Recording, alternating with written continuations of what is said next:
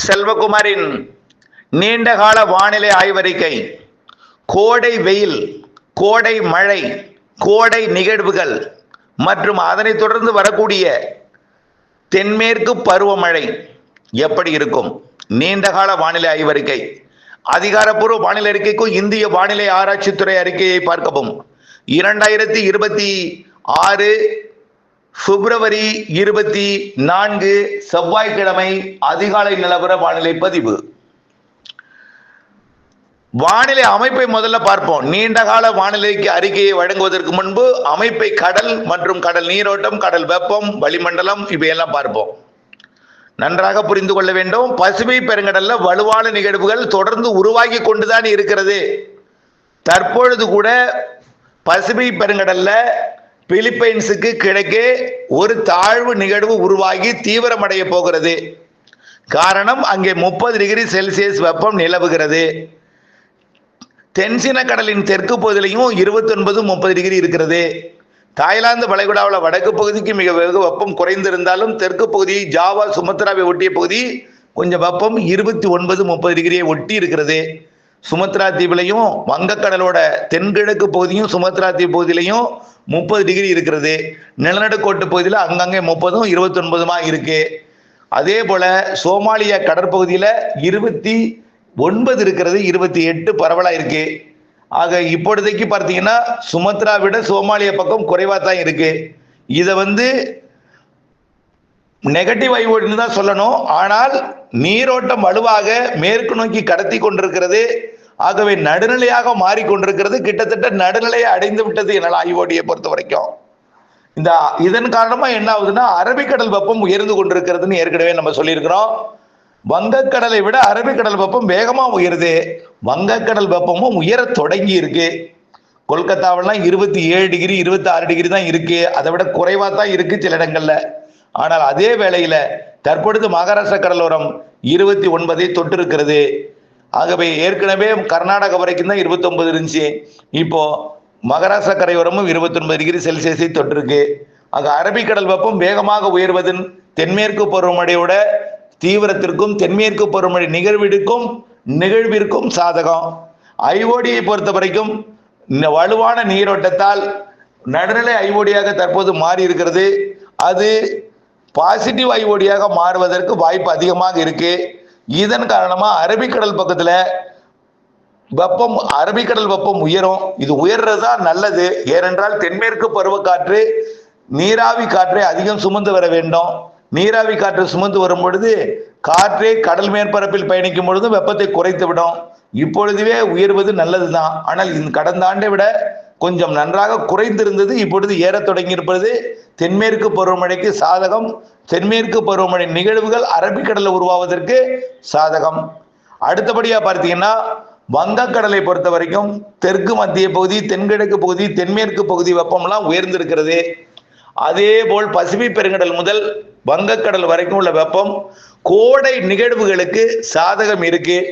கோடை நிகழ்வு ஒன்றன் பின் ஒன்றா கண்டிப்பாக வரும். ஏற்கனவே ஒன்று கரையை கடக்காமல் கரை அருகே தென் மாவட்ட மேற்கு தொடர்ச்சி மலைக்கு மழை பிடிப்பை கொடுத்து விட்டு தென் மாவட்டங்களுக்கு கொடுத்து விலகியது. அந்த அமைப்பும் அரபிக்கடல் அமைப்பும், அதாவது காற்று சுழற்சி இணைந்து தென் மாவட்டங்களில் மழைப்பிடிவை கொடுக்கிறது. அந்த மழைப்பிடிவு வரக்கூடிய 28ஆம் தேதி வரைக்கும் ஆங்காங்கே இருக்கும். நேற்றைக்கு இல்லாமல் இருந்தாலும் இன்றைக்கு கொஞ்சம் மழைப்பிடிவு தென் மாவட்டங்களுக்கும் தென் மாவட்ட மேற்கு தொடர்ச்சி மலைக்கும், ஏன் திருச்சிக்கு மேற்கே, புதுக்கோட்டைக்கு மேற்கே உள்ள மாவட்டங்களுக்கு நாளை கூடுதல் பரப்பிலே தெரிகிறது. நீலகிரி, ஈரோடு, திருப்பூர், கோயம்புத்தூர், திண்டுக்கல், கரூர் மற்றும் ராமநாதபுரம், புதுக்கோட்டை மேற்கு பகுதி, திண்டுக்கல், சிவகங்கை மற்றும் மதுரை, தேனி, விருதுநகர், கன்னியாகுமரி, திருநெல்வேலி, தென்காசி, தூத்துக்குடி இதெல்லாமே நாளை கொஞ்சம் கூடுதல் பரப்பல தெரியுது. இன்னைக்கே வாய்ப்பு இருக்கு. வெப்பத்தால் லேசாக்கி மேலெழுந்த காற்றை வளிமண்டலத்தில் ஏறும் பொழுது தெற்கு திசை காற்றும் மேற்கு திசை காற்றும் எதிர்த்து மழை பிடிப்பை கொடுக்க போகிறது. படத்தில் ஓடிக்கொண்டிருக்கூடிய அது இயங்கும் மாதிரியை நீங்கள் பார்த்தாலே புரியும். ஆகவே கற்பனை படத்தில் இருக்கக்கூடிய காற்றினுடைய வரத்து, காற்று குவிதலை பார்த்தால் தெரியும். தென் மாவட்டங்களுக்கும் தென் மாவட்ட மேற்கு தொடர்ச்சி மலைக்கும் மேற்கு மாவட்டங்களின் ஒரு சில பகுதிகளுக்கும் வரக்கூடிய 28ஆம் தேதி வரை ஆங்காங்கே மழை இருக்கு. இன்றைக்கும் நாளைக்கும் கூடுதல் வாய்ப்பு இருக்கிறது. டெல்டாவை பொறுத்த வரைக்கும் நாளைய மறுதினம், அதாவது வியாழக்கிழமை அதிகாலை ஒரு குழப்பத்தை ஏற்படுத்தும். பெரிய அளவிலே மழைக்கு வாய்ப்பில்லை, மிரட்டல் இருக்கும். இரவு நேரத்துல வெப்பம் உயர்ந்திருக்கும், இரவு நேரத்துல வெப்பம் குறைந்திருக்கும். அதாவது உயரழுத்தம் காரணமாக பனிப்பொழிவு கண்டிப்பா இருக்கும். வரக்கூடிய நாட்கள்ல பாருங்க, 28ஆம் தேதியிலிருந்து 8ஆம் தேதி வரைக்கும் உயரழுத்தம் இருந்து அப்படியே பனிப்பொழிவையும் குளிர்ந்த வானிலையையும் கொடுக்கும் அதிகாலை நேரத்துல. அதுவே வெப்பமடைந்து மேலெடுந்து மேற்கே போய் அனலாக கொடுக்கும் ஈரோடு இதெல்லாம். ஆனாலும் அச்சப்பட தேவையில்லை. அடுத்தபடியாக பார்த்தீங்கன்னா, மார்ச் 8ஆம் தேதியிலிருந்து புதிய அடுத்தடுத்த காற்றழுத்த தாழ்வு நிலை பகுதிகள், தீவிர தாழ்வு பகுதிகள் வருவதற்கு வாய்ப்பு இருக்கு. முதல் நிகழ்வு 8ஆம் தேதி வாக்குல உருவாகி 15ஆம் தேதி வாக்குல வரும் என்று எதிர்பார்க்கப்படுகிறது. ஆனால் அந்த நிகழ்வு கரை கடக்க வாய்ப்பில்லை. திரும்பி மீண்டும் கிழக்கு நோக்கி பயணித்து அடுத்த நிகழ்வு தற்பொழுது பசிபிக் பெருங்கடல்ல நீடித்துக் கொண்டிருக்கூடிய நிகழ்வு வரக்கூடிய முதல் வாரத்துல பசிபிக் பெருங்கடல், அதாவது பிலிப்பைன்ஸின் தெற்கு பகுதி வழியாக கடந்து தென்சீன பகுதிகளுக்குள் நுழைந்து வரக்கூடிய மார்ச் 15 தேதி வாக்குல வங்கக்கடலிலே தமிழ்நாடு கரையை நெருங்கும் என்று எதிர்பார்க்கப்படுகிறது. அதோட கற்பனை வரைபடத்தையும் இதில் இணைத்திருக்கிறேன். அதாவது சுமத்ரா தீவு வழியாக அது தமிழ்நாட்டை நெருங்கும் என்று எதிர்பார்க்கப்படுகிறது. 15ஆம் தேதி வாக்குல, மார்ச் 15 வாக்குல நல்ல மழைப்பொழிவை தருவதற்கு வாய்ப்பு இருக்கிறது. அதுவரை இந்த உயரழுத்தம் இரவு நேர குளிர்ந்த வானிலை, அதிகாலை நேர குளிர்ந்த வானிலை, பகல் நேர அறல விட, அதாவது இரவுல குளிர்ச்சியா இருக்கும், பகல்ல அப்படி தலைகீழா வெயிலா இருக்கும், அனலா இருக்கும். அது அனலும் ஈரோடு கரூர் போன்ற பகுதிகளுக்கு தான், கடலோர பகுதிகளுக்கு உயரழுத்தம் இருக்கிறது என்பதனால மேகமூட்டம் இல்லாமல் அப்படியே இதமான வெப்பநிலையை கொடுக்கும். ஆனால் அனல் இருக்காது, உள்ளேதான் அனல். கடலோரம் மாலை நேரத்தில் அப்படியே இதமான ஒரு கிழக்கு காற்று அனைத்து வங்கக்கடலோர மாவட்டங்கள்லயும் இருக்கும். கிழக்கு காற்று அது 24 மணி நேரம் நீடிக்கக்கூடிய உயரழுத்தம். பகல் நேரத்துல வெப்பத்தால் லேசாகி மேலெடுந்து மேற்கே போய் குளிர்ச்சி அனலை கொடுக்கிறது. அதே நேரத்தில் இரவிலே அதே உயரழுத்தம் குளிரை கொடுக்கிறது, குளிரை கொடுக்கும் என்பதை தெரியப்படுத்த விரும்புகிறேன். 8ஆம் தேதிக்கு மேல வரக்கூடிய நிகழ்வு சற்று வலுவானது. கண்டிப்பாக 8க்கு நேர்ந்து 15ஆம் தேதிக்குள் 2 நிகழ்வு எதிர்பார்க்கப்படுகிறது. ஒன்று உறுதி, 15லிருந்து 20ஆம் தேதிக்குள் நல்ல ஒரு மழைப்பொழிவை தரும் என்று எதிர்பார்க்கப்படுகிறது. மார்ச் மத்திய பகுதியில மார்ச் 21க்கு பிறகு சூரியனின் குத்துக்கதிர் வந்துடும். நிலநடுக்கோட்டு இந்திய பெருங்கடலை அடையும் மார்ச் 21 சூரியன் குத்துக்கதிர் அப்படியே குமரி முனையை நோக்கி நகர்ந்து கொண்டிருக்கும். இதனால வெப்பம் உயரும், மேலும் உயரும். உயர்ந்தாலும் ஒரு குறிப்பிட்ட பகுதிகளுக்கு தான் அதிகமா இருக்கும். அது பாளையங்கோட்டை, மதுரை மற்றும் அப்படியே திருச்சி, ஈரோடு மற்றும் கரூர், சேலம், நாமக்கல் இந்த பகுதிகளுக்கு முதல்ல உயரும். பிறகு அது சூரியன் குத்துக்கதிர் வடக்கே வர வர வர வர வர அப்படியே வேலூர் போன்ற பகுதிகளுக்கெல்லாம் மே மாதத்துல உயரும். இருந்தாலும் இந்த நிகழ்வு அவ்வப்பொழுது வெப்பத்தை கொடுத்தாலும் நிகழ்வுகள் கோடையில இருக்கு. திடீரென்று ஒரு வாரத்துக்கு நல்ல ஒரு அனலை கொடுக்கும், வெயிலை கொடுக்கும். ஆனால் கடலோரத்துல பெரிதா இருக்காது. கடலோரத்துல இயல்பா சராசரியா தான் இருக்கும். ஏன்னா அது உயரழுத்தத்தை கொடுக்கக்கூடிய ஒரு காற்று இருக்கும். உயரழுத்த காற்று தான் உள்ளே வெப்பமடைந்து போகும். உயரழுத்த காற்று இருக்கிற காரணத்தினால இரவு நேரம் அப்படியே தலைகீழா குளிர்ந்த சீதோஷணம் இருக்கும், பகல்ல வெயிலா இருக்கும். இரவுக்கும் பகலுக்கும் தலைகீழ் மாற்றமாக இருக்கும். இரவு குளிர்ந்திருக்கும், பகல் நல்ல வெயில் அதிகமா இருக்கும். வெயில் அதிகமாக இருந்தாலும் அதிகபட்ச வெயில் எல்லா இடத்துலையும் தமிழ்நாட்டில் பதிவாகாது. உள்ளேயும் மேற்கையும் ஆங்காங்கே பதிவாகும். நேற்றைக்கு கூட உடுமலைப்பேட்டை பகுதியெல்லாம் கடுமையாக அனலா இருந்தது. இன்றைக்கும் அப்படித்தான் இருக்கும், நாளைக்கும் அப்படித்தான் இருக்கும். திடீரென்று மேற்கு காற்று வந்து மழைப்பிடிப்பை ஏற்படுத்தும். இன்றைக்கும் நாளைக்கும் உடுமலைப்பேட்டை பகுதியில் ஏற்கனவே நம்ம சொல்லியிருக்கிறோம். இதே போலதான் உடுமலைப்பேட்டையிலிருந்து வேகம், அங்க மேற்கு காற்றோட வேகம் கூடுதலா இருந்தால் உள்ள தாராபுரம் தள்ளிடும், இன்னும் கொஞ்சம் கூடுதலா இருந்தால் திருச்சிக்கே தள்ளிடும். ஆனா கிழக்கு காற்று கூடுதலா இருந்தால் நேரா பாலக்காடு தள்ளும். இரண்டும் சமமாக இருந்தால் இடையில் குவிக்கும். அதுதான் எந்த இடத்தில் குவிக்கும் என்பது ஆய்வில் இருக்கு. இருந்தாலும் அதை நாளை அறிவிக்கலாம். ஆனால் இன்றைக்கும் நாளைக்கும் மழை இருக்குன்னு சொல்லியிருக்கிறோம். நாளை கூடுதல் வாய்ப்புன்னு சொல்லியிருக்கிறோம் மேற்கு மாவட்டங்கள், தென் மாவட்டங்களுக்கு. இதே போல் நிகழ்வு இருந்து கொண்டே இருக்கும். ஆனால் 2ஆம் தேதிக்கு அப்புறம் எந்த நிகழ்வும் இருக்காது. வெயில் மட்டுமே, உயரழுத்தம் மட்டுமே இருக்கும். உயரழுத்தம் இரவில் குளிரும் இருக்கும். அடுத்ததை பார்த்தீங்கன்னா இந்த மார்ச் மாதம் 8ஆம் தேதிக்கு பிறகு வரக்கூடிய நிகழ்வு 15லிருந்து 20ஆம் தேதிக்குள் உறுதியாக வலுவாக இருக்கும். அது வரைக்கும் கொஞ்சம் வெப்பம் குறைந்திருக்கும். நல்லா புரிஞ்சுக்கங்க. 8ஆம் தேதியிலிருந்து அனல் வெயில் குறையும். உயரழுத்தம் போய் கிழக்கு காற்று நுழைய தொடங்கும். கிழக்கு காற்று இருந்தால் மேகமூட்டம் இருக்கும், புழுக்க வானிலை நிலவும். நல்லா புரியுதுங்களா? உயரழுத்தம் இருந்தால் மேகம் உருவாகாது. திடீர் மேகம் மேலடுக்குல போய் வெப்பத்தால் லேசாகி மேலடுக்குல போய் திடீர் மேகமூட்டங்கள் உருவாகும். ஆனால் கிழக்கிலிருந்து வரக்கூடிய காற்று வந்தால் மேகமூட்டம் உருவாகும், புழுக்க வானிலை நிலவும். அது 8ஆம் தேதிக்கு மேல. அது ஆங்காங்கே மேகமூட்டத்தையும் தூறலையும் கொடுக்கும் 8ஆம் தேதிக்கு மேல. அது 10ஆம் தேதிக்கு மேல கொஞ்சம் கூடுதல் தூறலை கொடுக்கும். ஆங்காங்கே மேகம் உருவாகி அது வலுவான நிகழ்வாக 15ஆம் தேதி வந்து நல்ல மழை பொழிவை கொடுக்கும்.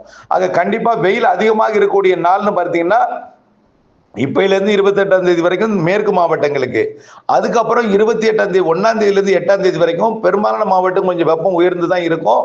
ஆனால் இரவு அப்படியே தலைகீழா மாறி இருக்கும். அதிகாலை நேரம்லாம் தலைகீழா மாறி இருக்கும். 8ஆம் தேதிக்கு பிறகு மார்ச் 8க்கு அப்புறம் கிழக்கு காற்றினுடையும் அது மேகமூட்டத்தை உண்டாக்கும். 15ஆம் தேதி மழையை ஏற்படுத்தும். 15ஆம் தேதியிலிருந்து 20ஆம் தேதி வரை நல்ல மழை ஏற்படும். 15னா 15 கூட இருக்காது, முன்கூட்டியே 13ஆம் தேதியிலிருந்து வச்சுக்கலாம். 13லிருந்து 20க்குள் மழை ஏற்படுத்தக்கூடிய வானிலை இருக்கு, நிகழ்வு இருக்கு. அதுக்கப்புறம் மார்ச் இறுதியிலையும் வெப்பம் உயர்ந்திருந்தாலும் அவ்வப்பொழுது உயரழுத்தம் வந்து வெப்பத்தை கொடுக்கும், அவ்வப்பொழுது கிழக்கு காற்றை கொடுக்கும். நிகழ்வும் இருக்கு, வெயிலும் இருக்கு, புழுக்கமும் இருக்கு. அப்படிதான் நம்ம எடுத்துக்கொள்ளலாம். மாறி மாறி மாறி மாறி அமையும் மார்ச். ஏப்ரலையும் அப்படித்தான். ஏப்ரல்ல ஒரு வலுவான நிகழ்வு இருக்குங்க. அது ஒரு 4 நாளைக்கு கனமழை தரும். மீத இருக்கக்கூடிய நாட்கள்ல வெயில் அதிகரித்திருக்கும். அதிகரித்தாலும் அவ்வப்பொழுது உயரழுத்தம் இருந்து கொண்டு காற்றை கொடுத்து இரவு நேரத்தில் தலைகீழ், இரவுக்கும் பகலுக்கும் தலைகீழ் மாற்றமாக இருக்கும். அப்படித்தான் சொல்லணும். ஆகவே வெயிலும் இருக்கு, இரவு நேர இதமான வெப்பமும் இருக்கு, அதே போல கிழக்கு காற்றும் வரும், அதே போல நிகழ்வும் வரும், எல்லாமே இருக்கும் கோடையில. அதே போலதான் மே மாதமும் நிகழ்வு இருக்கு. ஏப்ரல் ஒரு நிகழ்வு, மே மாதம் ஒரு நிகழ்வு, வலுவான நிகழ்வு இருக்கு. வெயிலை பொறுத்த வரைக்கும் அப்பப்போ 100 டிகிரிக்கு ஈரோடுக்கு அச்சுறுத்தல் கொடுத்தாலும் ஆகா 100 ஆயிட்டு 102 108 110 போயிடும் நீங்க அச்சப்பட தேவையில்லை. 100 ஒட்டி தான் இருக்கும். எப்பயாவது ஒரு நாள் 101 102 போனாலும் 104க்கு மேல கோடையில போகாது. அப்படியே போனாலும் 105 தான் போகும். தயவு செய்து அச்சப்படாதீங்க. 107 112 சில வருடங்கள்லாம் போயிருக்கு. அப்படிப்பட்டது வந்துருமோன்னு அச்சப்பட வேண்டாம். நேற்று இருந்ததை விட கொஞ்சம் கூடினாலும் மீண்டும் அது கீழே இறங்கும். மீண்டும் கொஞ்சம் கூடும், 100க்கு போகும், மீண்டும் கீழே இறங்கும். 100 101க்கு போகும், மீண்டும் கீழே இறங்கும். அப்புறம் பார்த்தீங்கன்னா அப்படியே கொஞ்சமா 102க்கு போகும், அப்புறம் கீழே இறங்கும். இப்படியே தான் போடிட்டு இருக்குமே தவிர 104க்கு மேல போகாது. அச்சப்பட தேவையில்லை. அச்சம், அதாவது பெரிய அளவில் நிறைய தகவலை, அதாவது இந்த ஊடகங்கள் வரக்கூடிய பெரிய அச்சு கொடுத்தலாட பெரிய வெயில் இருக்கும், அனல் வெயில் இருக்கும், பயமுறுத்திருப்பாங்க, பயந்து நீங்க கால் பண்றீங்க. ஆனால் இதுல தர்பூசணி விவசாயிகள் மகிழ்ச்சி கொள்றீங்க.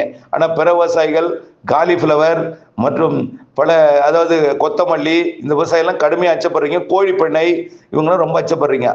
நல்லா புரிஞ்சுக்கங்க, அதிகபட்சமான வெயில் அதிகபட்சமா அந்த அக்னி நட்சத்திர காலத்துல கூட 105 தாண்டாது. அதுவும் ஒரு குறிப்பிட்ட மாவட்டங்கள்ல தான். எல்லாம் பெரும்பாலும் 100 டிகிரியை ஒட்டி இருக்கும். கடலோரம் 100 டிகிரி எட்டும், அப்படி குறைஞ்சிரும். சில நேரங்கள்ல சென்னைக்கு கொஞ்சம் கூடும். அதாவது ஒவ்வொரு ஊர்லயும், அதாவது மாதத்துல, அதாவது ஒவ்வொரு நிகழ்வும் ஒரு குறிப்பிட்ட மாவட்டங்கள்ல மட்டும்தான் வெப்பத்தை உயர்த்தும். அது காற்றோட போக்கின் காரணமா நிகழ்வு வந்தால் கூட வெப்பத்தை உயர்த்தும். எப்படின்னா நிகழ்வுக்கு வெப்பமான பகுதியிலிருந்து காற்றை எடுத்தால் வரக்கூடிய வழி வெப்பமாகும். உயரழுத்தம் இருந்தால் வெப்பமடைந்து லேசாகி உள்ளே போகும்பொழுது அனலை கொடுக்கும்.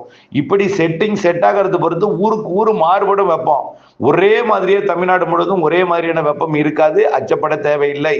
நிகழ்வும் இருக்கும், கிழக்கு காற்றும் இருக்கும், உயரழுத்தமும் இருக்கும். உயரழுத்தம் வந்தா மட்டும்தான் கொஞ்சம் வெயில் அதிகமா தெரியும். அதுவே இரவு நேரத்துல கொஞ்சம் குளிரா இருக்கும். புரியுதுங்களா? உயரழுத்தம் இருந்தால் தலைகீழ் மாற்றமாக இருக்கும், இரவும் பகலும். அதுதான் கிழக்கிலிருந்து காற்று வரும், நிகழ்வும் இருக்கு, கோடை மழையும் இருக்கு. மாதத்திற்கு ஒரு நிகழ்வு உறுதி. மார்ச்சில் ஒரு நிகழ்வு வலுவான நிகழ்வு உறுதி, ஏப்ரல்ல ஒரு நிகழ்வு வலுவான உறுதி, மேயில ஒரு நிகழ்வு வலுவான நிகழ்வு உறுதி. ஒவ்வொரு நிகழ்வுக்கும் 4 நாள் மழை இருக்கு. ஒவ்வொரு மாதத்திலையும் 4 நாள் மழை இருக்கு. குறைந்தபட்சம் நான் இதை அறிவிக்கிறேன். இணைந்தே இருங்கள் அப்டேட்ஸுடன். தென்மேற்கு பருவமழையை பொறுத்த வரைக்கும் முன்கூட்டியே தொடங்கும். நல்லா புரிஞ்சுக்கங்க, அரபிக்கடல் வெப்பம் உயர்ந்துட்டு இருக்கு. அரபிக்கடல் வெப்பம் உயர்ந்தாலே சிஸ்டம் உருவாகும். ஒருவேளை முதல் சிஸ்டம் மே இறுதியில உருவாகி கேரளா கடற்கரையை டச் ஆகாம போனுச்சுன்னா தான் பருவமழை அடுத்த சிஸ்டம் 2ஆம் தேதி 3ஆம் தேதி தொடங்கும். ஆனா டச் ஆயிட்டுனா பருவமழை தொடங்கியதாக அறிவிச்சிருவாங்க. கண்டிப்பா வலுவான நிகழ்வால தான் இந்த வருடம் பருவமழை தொடக்க போகுது. அரபிக்கடல் நிகழ்வால தான் பருவமழை தொடங்க போகுது. ஏன்னா அரபிக்கடல் வெப்பம் உயருது, கடல் நீரோட்டம் வலுத்திருக்கு. வங்கக்கடல் வெப்பம் கொஞ்சம் கொஞ்சமா தான் உயரும். இருந்தாலும் வங்கக்கடலுக்கும் வெப்பம் உயர்ந்து நிகழ்வுகளுக்கு சாதகமா இருக்கும். இருந்தாலும் இந்த வருடம் இந்த சித்திரை மாதத்துல, வைகாசி மாதத்துல வீசக்கூடிய காற்றோட தொடக்கம் வந்து லேட் ஆகும். சித்திரை வைகாசில தொடங்கக்கூடிய காற்றோட வேகம் லேட் ஆகும். கிழக்கு காற்றா இருக்கும், பெரும்பாலும் கிழக்கு காற்றா இருக்கும். தெற்கு காற்று தொடங்குவது கொஞ்சம் தாமதம் ஏற்படும். வைகாசி மாதத்துல தெற்கு காற்று டெல்டாவில் நுழைவது தாமதம் ஏற்படும். இருந்தாலும் அதுவும் இருக்கும், தாமதம் ஏற்படும், கொஞ்சம் லேட் ஆகும். இதனால என்ன ஆகும்னா தென்மேற்கு பருவமழை தாமதமடைன்னு சொல்லக்கூடாது. அரபிக்கடல் நிகழ்வு தீவிரத்தின் காரணமா கேரள பகுதியில் வெப்பம் உயர்வதன் காரணமா முன்கூட்டியே தென்மேற்கு பருவமழை தொடங்கும். முன்கூட்டியே தென்மேற்கு பருவமழை அணைகளை நிரப்பும். ஆகஸ்டுக்குள்ள அணைகளை நிரப்பும். எல்லாமே இருக்கு. கடந்த ஆண்டே நீங்கள் நினைவில் கொள்ள வேண்டும். அப்படித்தான் நீங்கள் எடுத்துக்கொள்ள வேண்டும். இணைந்தே இருங்கள் அப்டேட்ஸுடன். அதே போல கோடை வெப்பச்சலன மழை ஜூன், ஜூலை, ஆகஸ்ட் வெப்பச்சலன மழையில அனைத்து மாவட்டங்களுக்கும் சிறப்பா இருக்கு. பொதுவாக எல்லா காரணியும் சிறப்பா இருக்கு. எல்னினோ லானினோ குறித்து அச்சப்பட வேண்டாம். எல்னினோ கிடையாது, நியூட்ரலா தான் இருக்கும். நல்லா புரிஞ்சுக்கிங்க. வானிலையாளர்களோட கணிப்பு தான் இது. உலக வானிலையில அனைவரும் ஒருமித்த கருத்து கூட இல்ல. அது முதல்ல புரிஞ்சுங்க. நாம சொன்ன மாதிரி நடுநிலையா தான் இருக்கும் அப்படின்னு பலர் சொல்லி இருக்கிறாங்க. ஓரிரு பேர் கொஞ்சம் சதவீதத்துல கூட்டி காமிக்கிறாங்க. எல்னினோ வரும். எல்னினோ இந்த வருடம் கிடையாது. லானினா தான். ஒருவேளை அப்படி கொஞ்சம் அதாவது கடல் அதாவது நேரடியாக பசிபிக் பெருங்கடல்ல ஆசியா பக்கம் அவங்க நீரோட்டம் வராம ஒரு வட்டம் அடிக்குது. அதனால நடுநிலையாக மாறலாம். நடுநிலையாக மாறி நிகழ்வுகளை உருவாக்கும். அமெரிக்காவை விட ஆசியா பக்கம் வெப்பம் கூடிதான் இருக்கும். அதனால ஸ்ட்ராங்கான ஒரு எல்னினோ இதெல்லாம் கிடையாது. லானினா தான். வீக் லானினாவா இருக்கலாம், நடுநிலையா இருக்கலாம். அவ்வளவுதான் தெரியல. லானினா தான் தொடரும் என்பதையும், மழைப்பொழிவுக்கு பிரச்சனை இல்லை என்பதையும், கோடை நிகழ்வுகளுக்கு சாதகம் இருக்கும் என்பதையும் தெரியப்படுத்த விரும்புகிறேன். இணைந்தேருங்கள் அப்டேட்ஸுடன். நன்றி.